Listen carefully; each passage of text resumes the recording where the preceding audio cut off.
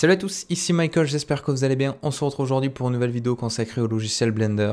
Aujourd'hui, je vais répondre à une question qui est revenue très souvent, notamment en Weekly Blender et lors de mes lives sur Twitch. C'était la question suivante, comment réaliser une sorte de planisphère 3D en se basant sur une texture de hauteur, une IMAP. Donc on va utiliser pour cela du displacement, il va y avoir pas mal de subdivisions parce qu'on va utiliser le modifier displace qui va venir directement pousser en temps réel dans notre vue 3D les points. On pourrait utiliser le displace de rendu, mais il est compatible uniquement avec Cycles. Donc vu que je fais des vidéos uniquement sur Cycles, j'essaie de faire en sorte qu'elle soit le plus compatible possible avec les deux moteurs de rendu. Donc aujourd'hui ce sera du Eevee, donc obligé de passer par le modifier Displace. Et tout ceci est rendu possible grâce à cette texture. Donc c'est une texture qui n'a pas forcément une résolution très bonne. J'ai tapé sur internet tout simplement IMAP World, je sais pas, ou Earth, je sais plus ce que j'ai tapé. Mais c'est une texture qui a des informations très intéressantes parce qu'on a des informations de hauteur. Vous voyez que les Alpes ou les Pyrénées, par exemple, sont représentées avec une couleur blanche, ce qui indique qu'on a une altitude supérieure au reste de la map. Et ça, on va pouvoir le retranscrire dans Blender en lui indiquant quand la valeur est proche de 0, tu ne me pousses pas les points. Et quand elle est proche de 1, comme on a ici, tu vas pousser les points. Donc tu m'appliques le displacement à cet endroit-là. Je rappelle que le displace, contrairement à une map de normal, qui va venir changer les orientations de normal pour donner des reflets différents et donner un effet un petit peu de relief très léger, le displace, lui, va carrément pousser les points, donc ça nécessite une densité très élevée de ma topologie pour avoir quelque chose de très précis. Donc là, la résolution de ma texture est pas top, on pourrait trouver mieux, mais c'est assez intéressant. En plus d'une pierre deux coups, on va profiter du fait que les océans soient noirs à 100% pour indiquer à Blender qu'ici, je ne veux pas d'opacité, donc une alpha à 0. Voilà. Donc comment je fais? Là, le résultat que j'ai ici, vous voyez qu'en temps réel, je peux avoir une épaisseur qui est assez sympa, donc une sorte de displace. Je pourrais avoir encore plus de détails en rajoutant des subdivisions. Ça, c'est un petit peu la contrainte, c'est que ça nécessite, comme j'ai dit, beaucoup de subdivisions. Plus je vais avoir de subdivisions, plus je vais avoir un résultat précis. Mais on a les chaînes de montagne qui se dessinent. Je peux relier tout ça à l'alpha, je peux changer le spécular, le métallique, la roughness si j'ai envie. Je peux même changer la couleur en temps réel en faisant un mix avec ma texture de base. On va voir tout ça aujourd'hui. Donc je vais aller dans un nouveau fichier Blender et la première chose que je vais faire, c'est supprimer le cube de base. On va travailler sur quelque chose de planaire. Je pourrais travailler sur une sphère si je veux donner un effet un petit peu de planisphère 3D, mais nous on va travailler sur un plan. Donc je fais Shift A, Mesh Plane. Première chose à faire, récupérer la résolution de ma texture. Très important pour avoir le bon ratio largeur-hauteur de mon plan, sinon on va avoir des déformations. Donc je vais aller ici, je vais sélectionner ma texture que j'ai téléchargée, que vous pouvez trouver sur internet, vous tapez IMAP, le nom du pays, le nom du continent ou ce que vous voulez, vous allez avoir forcément des textures qui vont ressortir. Là, vous voyez, la texture est pas top, c'est 640 par 477. Donc je vais taper directement ça dans Blender. 640 dans les dimensions, 477.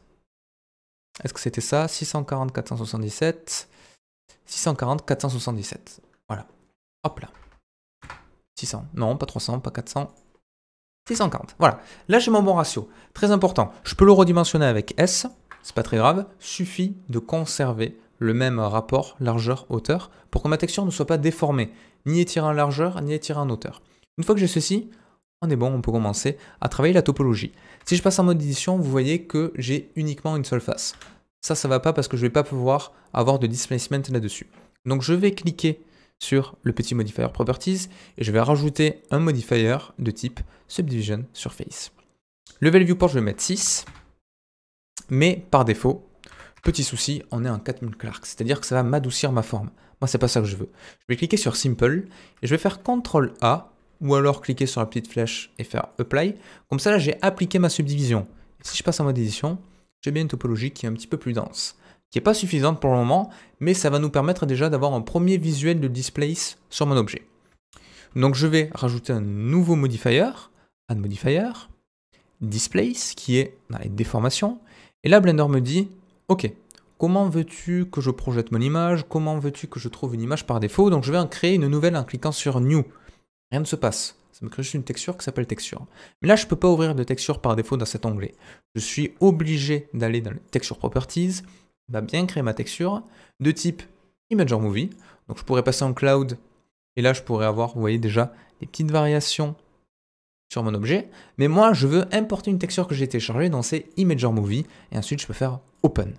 Et une fois que j'ai ça, je vais chercher directement ma texture, par exemple celle-ci. Là, vous voyez qu'on ne voit pas grand-chose, on voit des petites modifications qui s'effectuent ici, mais je dois accentuer les variations parce que par défaut, mon displace n'a pas assez de force, n'a pas assez de strength. Vous voyez, c'est ce que j'ai ici. Donc ça, je pourrais le changer, je pourrais le mettre par exemple à 40, et c'est assez difficile de se rendre compte du résultat réel sans qu'on ait suffisamment de subdivision. Donc clic droit Shade Smooth déjà, ça va aider pour adoucir un petit peu la topologie. Et ensuite, shading dû à la topologie, donc c'est tout simplement des interprétations de normals. Maintenant, je peux rajouter du Subdivision Surface au-dessus de mon displace, très important. Quand je rajoute au-dessus de mon displace, ça va rajouter des détails de la qualité qui vont être pris en compte pour pousser les points lors de ma texture displacement. Donc je peux monter à 2 ou 3 par exemple. Vous voyez que là, j'ai quand même pas mal de détails déjà. Et on s'aperçoit que du coup, le 40 que j'avais mis là, il est peut-être un petit peu trop important. Je vais mettre 25. Et là, on a quelque chose qui est également bien. Ça pourrait suffire pour certains. En termes de qualité, vous voyez qu'on a quelque chose de très sharp. Mais moi, si je veux adoucir un petit peu ces reliefs, je peux rajouter un autre Subdivision Surface, non pas avant le displace, mais après. Là, je vais vous expliquer ce qui se passe. Si je le mets après, voilà ce qu'on a. On a ceci. En gros, on va avoir un premier Subdivision, qui va subdiviser ma surface pour le displacement. Et une fois que le displacement est fait, j'obtiens ceci. Et je peux rajouter un autre Subdivision pour adoucir tout simplement le displace qui a été effectué sur mon objet. Et là j'ai ça, et là on est pas mal, et maintenant je peux m'attarder sur le matériau. Parce que si je passe en haut à droite en Material Preview Mode, je peux même activer le Sunlight, vous voyez que c'est quelque chose qui visuellement est pas top.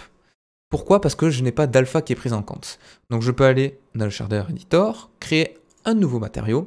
Je rappelle que je suis en Eevee, voilà, très important pour la suite. Et maintenant je vais pouvoir par exemple rajouter ma texture juste ici. Donc je vais mettre Image Texture. Je vais sélectionner ma texture qui est ici et automatiquement mettre la color sur mon alpha. Pourquoi je ne prends pas mon alpha?